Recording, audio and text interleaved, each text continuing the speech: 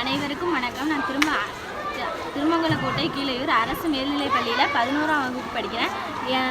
நான் biology group எடுத்துங்க. எங்களுக்கு SITP நான் எடுத்துக்கொண்ட தலைப்பு என்னன்னா தண்ணீர் மாசுபாடு. தண்ணீர் மாசுபாட்டை பற்றி நான் பேச போகிறேன்.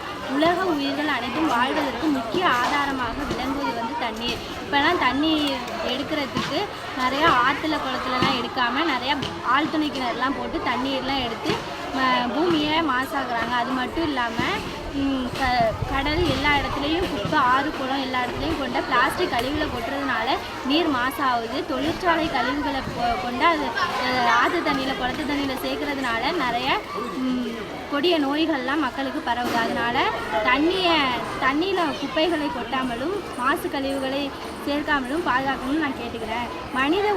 மனிதனுடைய அடிப்படை தேவையான உணவு, உடை, இருப்பிடம் இவற்றை தாண்டி முக்கியமான ஒன்றுனா நீர்.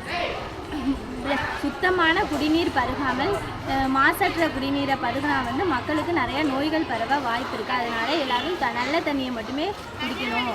பஞ்சபூதங்களில் ஒன்றான குடிநீர் நிறமற்றது, மனமுடையது. குடிநீருக்கு மனமும் இருக்காது, சுவையும் இருக்காது. அதனால நம்ம அப்படி இருந்தாலுமே அந்த தண்ணியை நம்மளால் யூஸ் பண்ணாமல் இருக்க முடியாது. விவசாயம், கட்டிட வேலை, உணவு உற்பத்தி, தொழிற்சாலை போன்ற பல்வேறு துறைகளில் தண்ணீர் முக்கியமான ஒன்றா இருக்குது. தண்ணீர் முக்கியத்துவம் பற்றி விழிப்புணர்வை ஏற்படுத்த மார்ச் 22ஆம் நாள் உலக சுற்றுச்சூழல் நாளாக கடைபிடிக்கப்படுகிறது. தண்ணீரில் யாரும் குப்பையை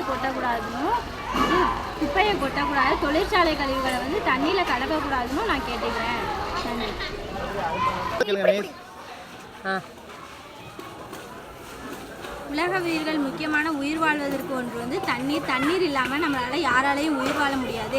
அதனால் இப்போ மரம்லாம் நிறையா வளர்க்காத மரத்தை நிறையா வெட்டுறதுனால மழைப்பொழிவு குறைஞ்சிருச்சு. மழைப்பொழிவு குறையிறதுனால சுற்றுச்சூழல் மாசுபாடு ஏற்படுகிறது. அதனால் தண்ணீர் இல்லாததுனால விவசாயம் பாதிக்கப்படுது. அதனால் யாரும் தண்ணீரில் இருக்கிற தண்ணீரை சுத்தமாக குடிக்கணும், சுத்தமான தண்ணியை குடிக்கணும், சுத்தமானதை விவசாயத்துக்கு பாய்ச்சணும் எல்லாம் நான் கேட்டுக்கிறேன். அது மட்டும் இல்லாமல் செயற்கை உரங்களை தண்ணியில் கலக்கக்கூடாது.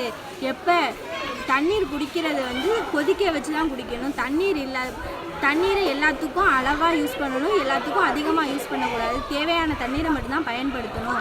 எப்பயுமே குடிக்கிற தண்ணீரையும் நல்ல தண்ணியாக தான் குடிக்கணும்.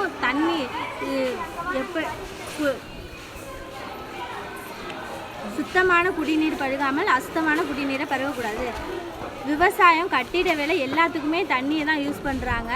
அது தொழிற்சாலை போன்ற பல்வேறு துறை முக்கிய ஆதாரமாக இருக்கிறது நீர். தண்ணீரின் முக்கியத்துவத்தை பற்றி விழிப்புணர்வு மார்ச் 22ஆம் நாள் ஏற்படுத்தாங்க.